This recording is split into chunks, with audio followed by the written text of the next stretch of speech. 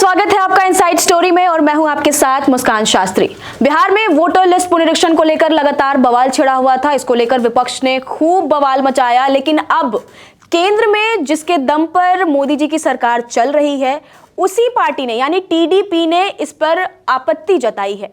तो आखिर मुद्दा क्या है, क्या आपत्ति है और क्या क्या चीजें चल रही हैं, आज जानेंगे। हमारे साथ मौजूद है हमारे सहयोगी डॉक्टर संजीव त्रिवेदी। बहुत स्वागत है आपका। पहला सवाल तो यही है कि अब टीडीपी को क्या ऐतराज हो गया है ईसी के इस प्रक्रिया पर?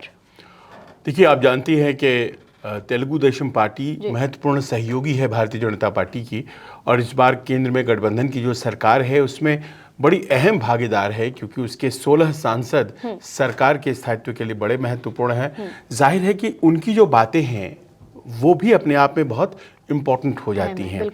और आज उन्होंने एक पत्र लिखा है इलेक्शन कमीशन को, और वो एसआईआर के ऊपर लिखा गया पत्र है। एसआईआर अभी इस वक्त आप जानती हैं सबसे ज़्यादा ये जो चर्चा में है, हॉट टॉपिक है। बिल्कुल अभी बिल्कुल मतदाता गहन पुनरीक्षण। और इस टॉपिक को लेकर के लोगों के दिमाग में बहुत सी बातें चल रही हैं, क्योंकि देर सवेर सबों के राज्य में ये प्रक्रिया आने वाली है। तो उन्हें ये लग रहा है कि जितनी मुश्किलें इस वक्त बिहार में देखी जा रही हैं, क्या वो हमारे राज्य में भी देखी जाएंगी, और अगर ऐसा होने जा रहा है तो फिर हम उसे कैसे डील करें। अब यहाँ ये तथ्य बताना आपको बहुत ज़रूरी है मुस्कान, क्योंकि पिछली दफ़ा जब इलेक्शन हुए आंध्र प्रदेश में माफ़ करें, और वो इलेक्शन होते हैं लोकसभा चुनाव के साथ आंध्र प्रदेश में, तो उसमें वोटिंग परसेंटेज जो था वहाँ आंध्र प्रदेश में वो था 81%, और नेशनल एवरेज जो था वोटिंग का वो था 65%। तो आप ये समझिए कि करीब करीब 15-16% ज़्यादा लोगों ने उस राज्य में वोट किया, और मतदाताओं में अपना सरकार बनाने की या फिर अपने मताधिकार का प्रयोग करने की इतनी ज़्यादा वहाँ पर जागृति देखी गई। अब आप एसआईआर को एक ऐसे रूप में पेश किया जा रहा है, ये गहन मतदाता पुनरीक्षण को, कि ये दरअसल वोटर्स के अधिकार जो हैं वोटिंग के, उसको काटने आया है। बिल्कुल। और यहीं से चिंता शुरू हो गई टीडीपी की, और इसीलिए टीडीपी ने वो पत्र लिखा है, क्योंकि उसके यहाँ तो बहुत वोटिंग होती है। पता चला कि आपने कुछ ऐसा कर दिया कि उसका वोटिंग परसेंटेज जो है वो नीचे आ गया। अब आप चंद्रबाबू नायडू की कहानी अपनी समझ लीजिए कि चंद्रबाबू नायडू बहुत दिनों बाद सत्ता में आए, 10 साल से भी ज़्यादा वो सत्ता के बाहर रहे, और इस बार जो बढ़ा हुआ वोट परसेंटेज है, उन्हें लगता है कि ये उनका वोटर है जिसने बाहर निकलकर वोट दिया और सरकार बदली, वरना वहाँ जगन मोहन तो काफ़ी सालों से वहाँ एकदम पक्के तौर पर बैठे हुए थे आंध्र में। तो अब अगर वो इस बार आए हैं इतने सालों बाद सत्ता में, तो शायद वो बढ़े हुए वोटर्स और वोटिंग की वजह से आए हैं। अब आप एसआईआर ला करके अगर वोटर्स को ही काटने लगेंगे तो फिर हमारा क्या होगा। इसीलिए उन्होंने जो लिखा है, पर जो बातें कही हैं मुस्कान, वो तमाम ऐसी बातें हैं जो बिहार में इस वक्त विपक्ष उठा रहा है। ख़ासतौर पर तेजस्वी यादव जो बातें कह रहे हैं, उन्हीं सब बातों को ऐसा लगता है कि उन्होंने भी उठाया है, और ये एक ऐसी बात है जो शायद मोदी सरकार के लिए थोड़ी असहज करने वाली बात है। टीडीपी की तरफ से ये कहा जा रहा है कि अभी ठीक नहीं है एसआईआर, इसका क्या मतलब है? देखिए, उन्होंने 2-3 बातें जो कही हैं, उसमें एक तो उन्होंने जो टाइमिंग पार्ट है, जिस सवाल का संदर्भ आपका है, टाइमिंग पार्ट को उन्होंने सबसे ज़्यादा ऑब्जेक्शनेबल माना है। उन्होंने कहा है कि ये जो एक्सरसाइज होती है, चुनाव के 6 महीने के अंतराल में मत आप करिए, इसे आप 6 months prior to the elections आप ख़त्म कर लीजिए इसको। यानी कि 6 महीना बचा रहे, उसके बाद फिर ये सब मत कीजिए। अभी जो हो रहा है, सामने चुनाव हैं, घोषित होने वाले हैं सितंबर में, और सितंबर में ही लिस्ट आने वाली है। तो ऐसा लग रहा है कि लोग बाग, उनका दिमाग इलेक्शन में प्रचार कार्य करना है, कैंडिडेट चुनना है, मुद्दे तैयार करने हैं, उन सबों को छोड़कर राजनीतिक दल अब इसी में लगे हुए हैं। अपने एजेंट्स भेज रहे हैं गांव-गांव, और उन बीएलओ जो सरकारी अधिकारी होते हैं, बूथ लेवल ऑफिसर्स, उनके साथ अपने एजेंट्स लगा रहे हैं बीएलए, कि भाई देखो गड़बड़ तो नहीं हो जाता है। और ये केवल आरजेडी के साथ हो रहा है ऐसा नहीं है, ये तो बीजेपी के साथ भी हो रहा सभी के है, साथ। क्योंकि कहीं ऐसा ना हो कि उनके वोटर कट जाए। ये एनडीए की पार्टियां भी बहुत सतर्क हैं, वो चेक कर रही हैं अपने बूथ्स पर जा जा करके कि हमारे वोटर्स तो सुरक्षित है ना, कहीं उनका तो वोट नहीं कट गया ना। तो इस तरह की जो एक्सरसाइज है वो 6 months prior to the elections हो जाए, ये एक उन्होंने मांग रखी। दूसरी उन्होंने मांग रखी है कि बहुत से मतदाता हैं जिनके नाम आपने काट दिए हैं ऑलरेडी। और वो क्यों काटे हैं आपने, तो वो आपने काटे हैं 3 पॉइंट्स पर।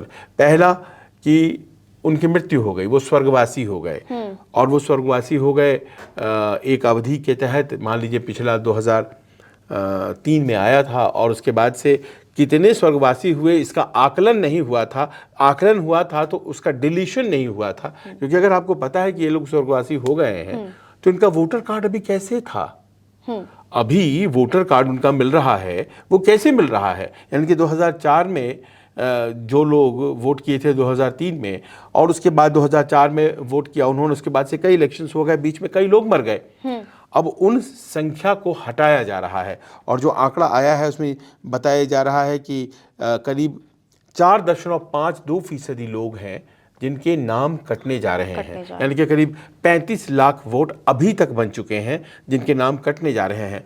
आप सोचिए, अभी 10 दिन का कार्य समय बाकी है और इसमें और भी जुड़ेगा तो ये आंकड़ा 5% के आसपास हो जाएगा। तो इसमें कौन कौन है? वो है जो स्वर्गवासी हो गए, वो है जो परमानेंटली बिहार से बाहर शिफ्ट हो गए, या फिर मान लीजिए कल को आंध्र प्रदेश में होता है तो आंध्र से बाहर शिफ्ट हो गए, या महाराष्ट्र से बाहर शिफ्ट हो गए। अब जो शिफ्ट हो गए दूसरे राज्यों में चले गए और वहाँ वोटर लिस्ट अपनी कार्ड बनवा ली, वो वहाँ के नागरिक हो गए, तो फिर उनका वोटर कार्ड यहाँ क्या कर रहा है? तीसरा पॉइंट जो सामने आया है कि अब आप मान लीजिए कि जिस राज्य से हैं वहाँ भी आपका वोटर कार्ड है और आप दिल्ली में हैं तो दिल्ली में भी वोटर कार्ड है, ये डुप्लीकेशन हो गया। तो ऐसे भी बहुत से कार्ड सामने आए हैं। अब मेरी चिंता ये है कि ये सारे जो सवाल अभी डिस्कस हो रहे हैं, तो पिछले 20 सालों में तो इन लोगों ने वोट किया 2-2 जगहों पे। जो इस दुनिया में नहीं रहे उनके बदले भी किसी ने वोट कर दिया।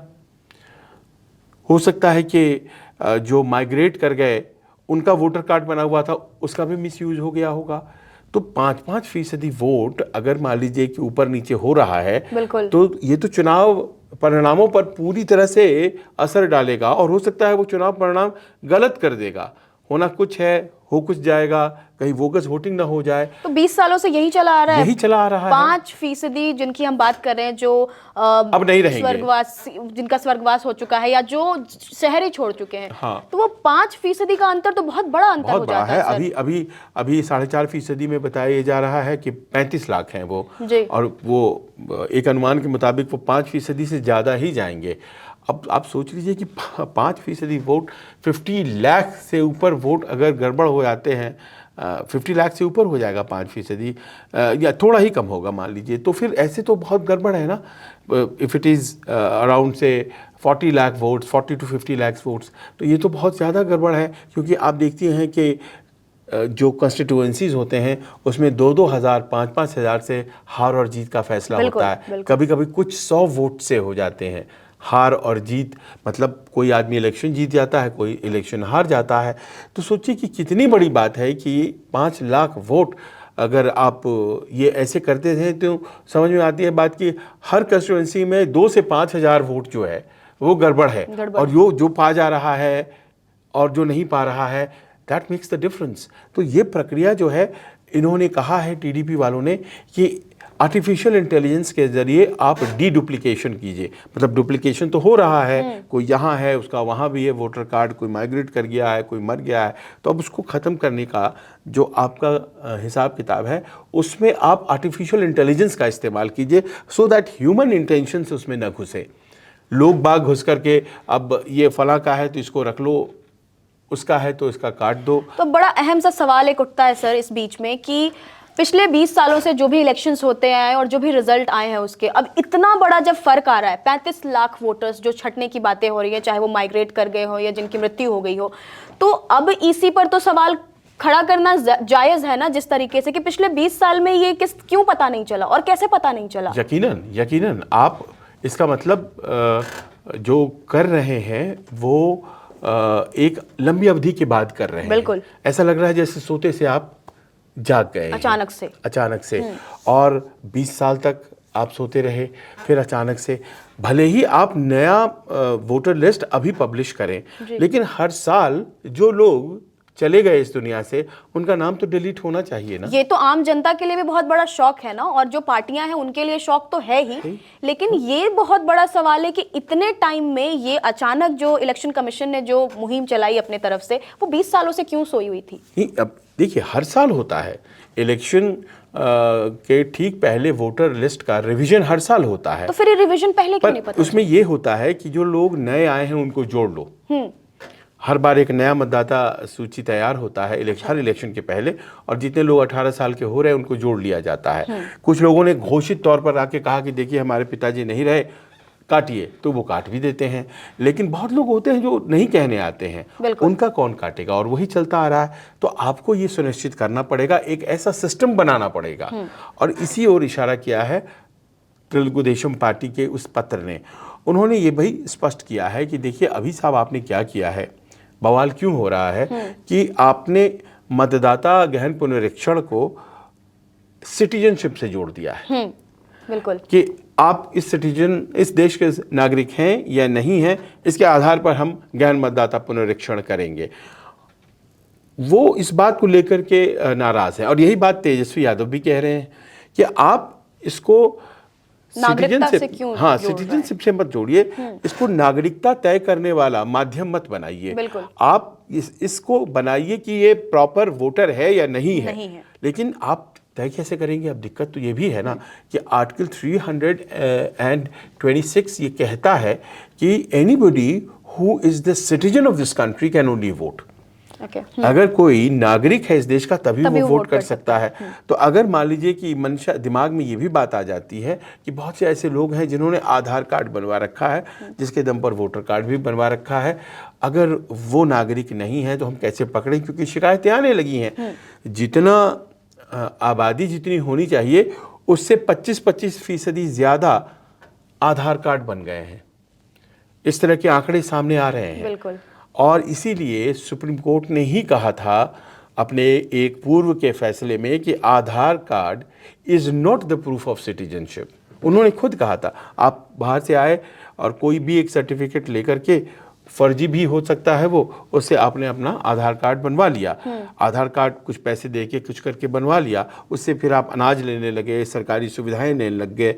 और सरकारी सुविधाएं और अनाज लेते हैं तो सरकार के रिसोर्सेज जाते हैं, देश का रिसोर्स और इसमें लगातार बदलाव कराना भी बहुत आसान हो जाता है। आधार कार्ड में एड्रेस चेंज करा रहे हैं, कभी नाम चेंज करा दे रहे हैं, तो बहुत इजी है। तो ये कोई फुल प्रूफ सिस्टम नहीं था।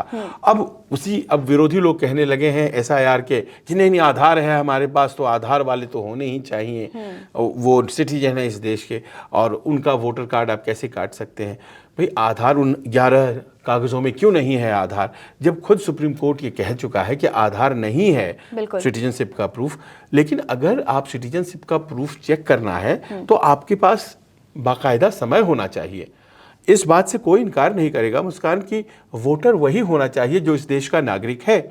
इस देश का नागरिक अगर वो नहीं है तो उसे वोट करने का कोई अधिकार नहीं है। इस देश के संसाधनों का इस्तेमाल करने का कोई अधिकार नहीं है। हमारे देश की आबादी वैसे भी बहुत ज़्यादा है, संसाधन थोड़े हैं, तो हमें बहुत सोच समझ के उसे खर्च करना है। तो आप अगर उनको बाहर करना चाहते हैं जो वोटर नहीं है तो उसके लिए समय से करिए। ये नहीं कि एकदम आपने कहा कि अब बारात आ रही है तो पानी पिलाने के लिए अभी कुआं खोदना शुरू कर दीजिए, ऐसे तो नहीं हो सकता, ये तो गड़बड़ है। इसीलिए उन्होंने कहा है कि इसको सिटीजनशिप से मत जोड़ा कीजिए। सिटीजनशिप तय करने का अपना अलग प्रक्रिया रखिए आप, और वोटर सही है कि नहीं है। और वोटर सही कैसे कि क्या वो 18 साल का है, क्या वो यहाँ का नागरिक, यहाँ का रेजिडेंट है, और क्या वो जीवित है कि नहीं है, क्या वो ऐसा तो नहीं है कि वो मर गया है और उसके नाम पर अभी भी वोटर कार्ड चल रहा है। गहन मतदाता पुनरीक्षण में ये होना चाहिए, न कि आप वो चेक कर रहे हैं कि ये नागरिक है कि नहीं है। ये बात भी TDP ने उठाया है। अब देखिए इन सब बातों को उठाने का आखिरकार असर क्या होता है, क्योंकि सरकार के लिए ये उन्हें असहज करेगा कि उनकी ही सहयोगी उनके ही एक ऐसे इशू के ऊपर क्वेश्चन उठा रही है जिसका वो अनुमोदन और समर्थन कर रहे हैं। भाई ये प्रक्रिया तो इलेक्शन कमीशन की है, लेकिन भारतीय जनता पार्टी तो बहुत ही जमकर समर्थन कर रही है उनका। तो जाहिर है कि जब बीजेपी समर्थन कर रही है तो वो एक्सपेक्ट करी कि हमारे सहयोगी भी उसका सारे समर्थन सहयोगी करें। उसका समर्थन करें, लेकिन बिल्कुल। एक सहयोगी निकल आया है और वो वही बातें कह रहा है जो विपक्ष के लोग कह रहे कह हैं, रहा है। बिल्कुल। तो ये थोड़ी बहुत असहज करती है और उसकी वजहें भी हैं। जो कह रहा है टीडीपी, तो आपने जलेबी वाली बात भी सुनी होगी। हाँ जी, मैं वही पूछना चाह रही थी कि एक विजुअल वायरल हो रहा है। हालांकि न्यूज़ 24 इस विजुअल की पुष्टि नहीं करता है, लेकिन विजुअल में ये देखा जा रहा है कि गणना पत्र पर जलेबियां बांटी जा रही हैं और ये कहीं ना कहीं एसआईआर का मजाक बनता हुआ दिख रहा है और बहुत गलत तरीके से, मतलब अगर वो विजुअल वायरल भी हो रहा है तो ये मजाक के रूप में ही देखा कई जा रहा है। समाचार माध्यमों ने इसे उठाया भी है, बिल्कुल। और वो कुछ जो खोमचे वाले होते हैं, हाँ, उनके पास ये है और वो, तो ये तो बड़ा सैक्रोसेंट चीज़ है, ये बहुत इंपॉर्टेंट है। ये वहाँ कैसे पहुँच गया, अगर पहुँच गया तो, और उसके ऊपर जलेबियाँ लोग कैसे, या फिर उसका मिसयूज़ कैसे हो रहा है। यानी कि कहीं ना कहीं ऐसा लग रहा है कि खाना पूर्ति हो रही है।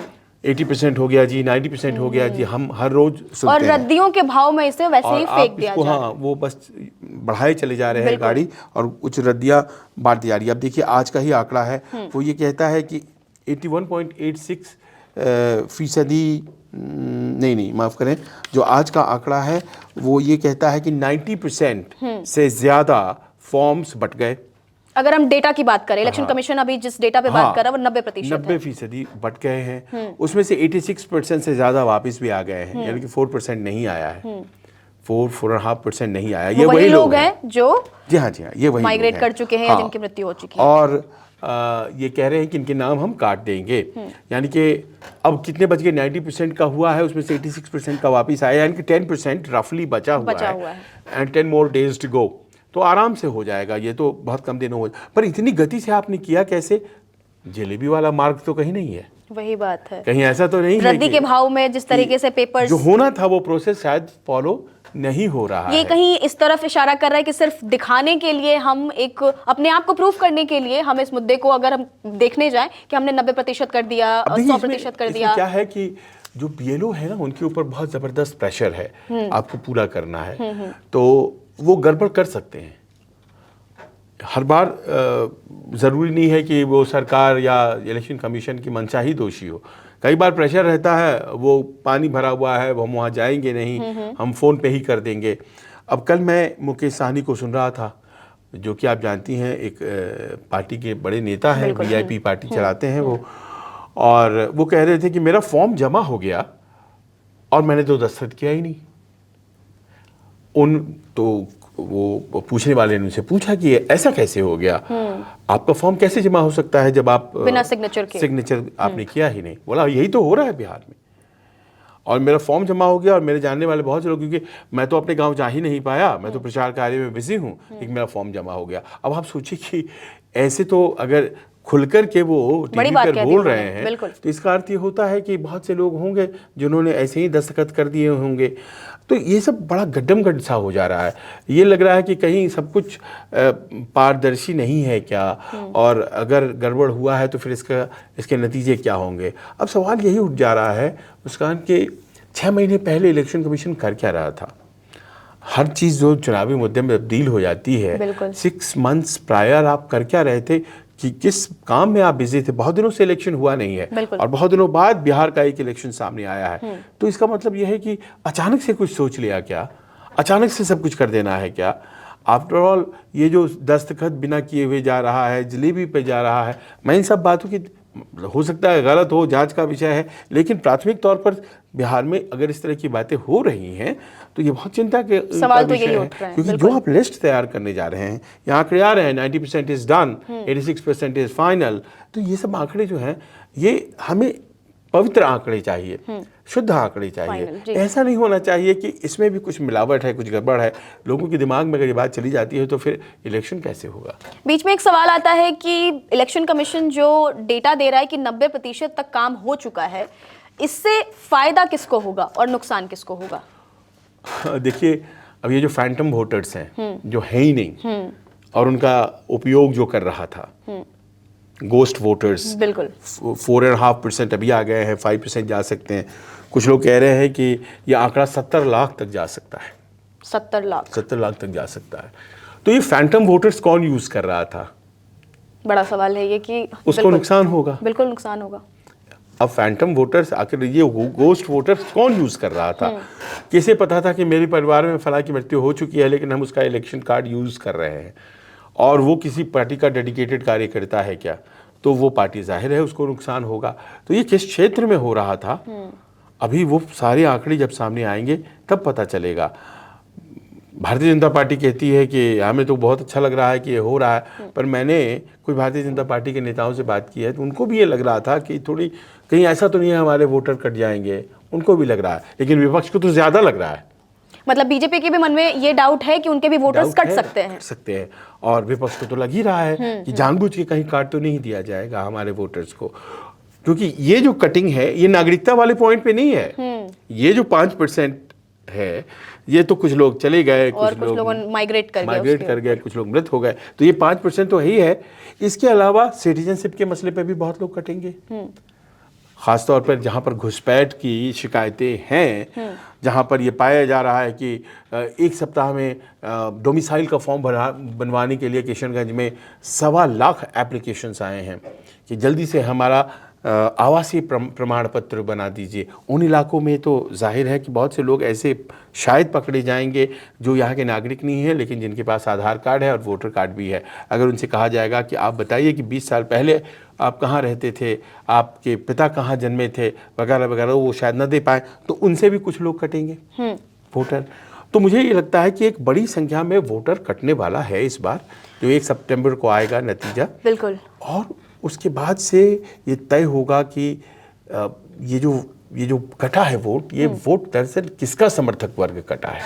एक आखिरी सवाल से मैं एंड करना चाहूंगी। अभी तुरंत बिहार में इतना बड़ा प्रदर्शन हुआ, तेजस्वी और राहुल ने मिलकर इसका विरोध किया, उसका क्या फायदा हुआ? उसको लेकर क्या रिजल्ट्स आए? नहीं, फायदा तो देखिए पॉलिटिकल हुआ ही उनको, क्योंकि एक ऐसा मुद्दा जिसके आसपास तमाम लोग जमा हो रहे हैं, तो उन्होंने उसको सड़क पर ला करके सरकार को बैकफुट पर करने की कोशिश की। पटना में जो सरकार है उसे भी, और केंद्र में भी है उसे भी। राहुल गांधी बड़े नेता हैं, तो उन्होंने पूरे देश में ये बात अब कहनी शुरू कर दी है कि आपके राज्य में भी SIR आएगा। पता चला उसने आपके वोट काट दिया, बड़े सतर्क हो जाओ क्योंकि इलेक्शन कमीशन तो भारतीय जनता पार्टी का एजेंट बन चुका है, वगैरह वगैरह वो कह रहे हैं। तो मुद्दे के तौर पर सामने रखने में वो सफलता उन्हें हासिल हुई है, पर I have a very limited point, और वो ये है मुस्कान के, मुझे ये लगता है कि जब तक आपके पास कोई एक ऐसा उदाहरण सामने नहीं आ जाता है कि ये देखिए ये मुस्कान है और इनका नाम कट गया, ये देखिए ये संजीव है इनका नाम कट गया, तो आप तभी तो बोलेंगे ना कि देखिए ऐसे ऐसे लोग हैं जिनका कि नाम कट गया है। जब नाम कटा ही नहीं है अभी तक, जब फाइनल आंकड़े आए ही नहीं हैं, तो फिर सड़कों पर उतर करके, तो इसीलिए वो आप देखेंगे कि वो एजिटेशन या वो मूवमेंट जो है वो शिथिल पड़ता चला गया है। अब वो उसके बारे में चर्चा उतनी नहीं हो रही है, बिकॉज सबको इंतज़ार करना पड़ेगा कि कितने लोगों के कटते हैं, और वो जो कटते हैं वो जेन्युइन लोगों के तो नहीं कट जाते हैं, क्योंकि जेन्युइन लोग तो फिर बाहर आ जाएंगे और बोलेंगे कि ये देखिए साहब, ये मैं यहाँ का रेजिडेंट हूँ, इस देश का नागरिक हूँ, और ये मेरा प्रमाण पत्र है कि मैं इस देश का नागरिक हूँ, और देखिए मैं मेरा वोट काट दिया। या फिर कुछ लोग आके कहेंगे कि देखिए मैं जिंदा हूँ और मेरा वोट काट दिया गया, मृतक बना दिया गया। कोई कहेगा कि मैं माइग्रेंट नहीं हूँ और फिर भी मेरा माइग्रेंट मान करके मेरा वोट काट दिया गया है। जब ऐसे उदाहरण आपके सामने आएंगे तभी तो आपकी जो आपका जो अभियान है, आपका जो आंदोलन है वो जोर पकड़ेगा।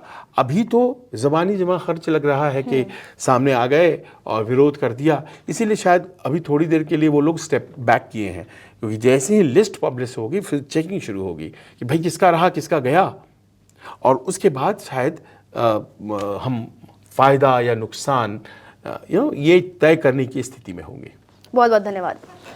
तो देखा आपने टीडीपी के सवाल, अब टीडीपी के सवालों का इलेक्शन कमीशन कैसे जवाब देता है, जवाब दे पाता है या नहीं दे पाता है, क्योंकि बात यहाँ वोटिंग्स की हो रही है, वोटर्स की हो रही है, और लगातार बवाल जारी है। और अब खुद जिस पार्टी की बात हो रही है, जो पार्टी अभी केंद्र में सरकार चला रही है, उसी के तरफ से ये सवाल उठा दिए गए हैं। तो एक बड़ा सवाल उठ रहा है कि अब इलेक्शन कमीशन इसका जवाब कैसे देगा और आने वाले आंकड़े क्या कुछ बताने वाले हैं। फिलहाल इनसाइड स्टोरी में इतना ही। नमस्कार।